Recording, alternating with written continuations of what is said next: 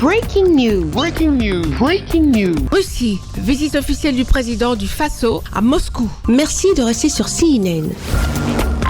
Breaking news. Breaking news. Son Excellence, le président du Faso, chef de l'État, le capitaine Ibrahim Traoré, s'est entretenu le samedi 10 mai dans la soirée au Kremlin avec son Excellence Vladimir Poutine, président de la Fédération de Russie. Au cours de cette rencontre élargie aux délégations, plusieurs sujets d'importance capitale pour la Fédération de Russie et le Burkina Faso ont été abordés. Le capitaine Ibrahim Traoré a remercié son homologue russe pour l'invitation à l'événement commémoratif de la victoire russe lors de la Deuxième Guerre mondiale. C'est un honneur d'être là donc à la célébration des 80e anniversaire de la victoire de la Grande Guerre. Et je tenais donc à vous féliciter et vous remercier donc pour cette invitation qui est un symbole pour nous. Et au cours donc de ma présence ici, je dois avouer que j'ai appris beaucoup de leçons. Cette séance que j'ai pu assister avant le dîner la veille, la séance culturelle, m'a fait comprendre que l'histoire et la culture sont le socle pour bâtir une armée forte et résiliente. Nous avons pu voir ensemble tous les sacrifices que le peuple soviétique a consenti pour que nous soyons dans un monde libre aujourd'hui. Et nous tenons donc à vous dire merci pour cette invitation, parce que ce sont des moments qui nous ont permis aussi de réfléchir à notre situation et de penser à de nouvelles perspectives. Et sur ce, je pense que les obstacles que nous avons aujourd'hui devant nous ne doivent pas nous arrêter. Et les obstacles sont une bonne chose en quelque sorte que nous devons surmonter.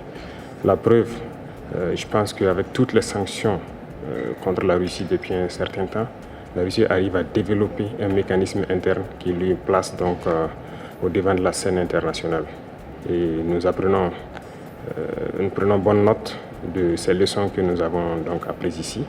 Et même au niveau de la parade, je tiens à dire que j'ai été émerveillé de voir l'enchaînement donc des engins qui ont défilé devant nous, notamment depuis le char mythique T-34 qui a gagné donc lors de la Grande Guerre jusqu'aujourd'hui au char moderne. Combien donc l'armée russe s'est modernisée, combien la technologie donc a participé à renforcer cette armée.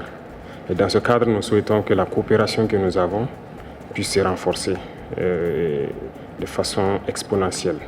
Je vous remercie déjà pour tout ce qui est fait pour nous, notamment ces bourses d'études qui sont octroyées au Burkina et qui vont s'accroître. Et ce matin, j'ai visité donc l'université de chimie et je disais que le volet sur lequel nous allons axer après la défense et la sécurité, c'est le volet de l'éducation. C'est ce volet qui nous intéresse le plus, notamment les sciences.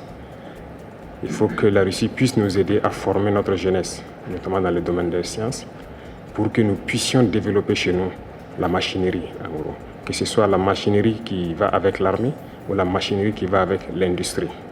Parce que c'est à ce seul prix que nous pourrons nous développer au sein de l'Afrique. La guerre qui nous est imposée aujourd'hui, nous pensons que ce n'est qu'une manifestation aussi du nazisme. Parce que le terrorisme qui est là aujourd'hui n'est pas du terrorisme, c'est de l'impérialisme. Ce sont nos terres qui intéressent ceux qui nous combattent. Et donc, finir avec cette guerre, avoir une armée forte et lancer le développement de notre patrie, telle est l'essence donc de notre combat. Et nous comptons sur vous pour surtout former nos cadres. Parce que la coopération, telle qu'on le dit, très souvent en Afrique, on aime avoir beaucoup de demandes. Nous savons que vous êtes dans une opération militaire spéciale. Nous comprenons tous les défis qu'il y a. Et le lendemain, qui est certain pour le monde entier, nous pouvons comprendre ça. Donc nous ne serons pas là peut-être à demander beaucoup de choses, à demander de l'aide ou quoi que ce soit. Mais l'aide que vous pouvez nous octroyer, c'est surtout ce transfert de connaissances que nous voulons. Et donc nous souhaitons avoir plus de bourses et voir dans quelle perspective nous pouvons nous-mêmes donner des bourses à nos étudiants pour étudier ici. Et dans un troisième temps, comment est-ce que les universités ici peuvent se dupliquer au Burkina Faso, notamment celles que j'ai visitées. Et aussi, il y a beaucoup d'autres universités dans le domaine des sciences. Comment on peut les dupliquer au Burkina Faso avec tout le laboratoire nécessaire qu'il faut pour former de manière pratique nos jeunes et que nous puissions être donc au cœur de notre propre développement.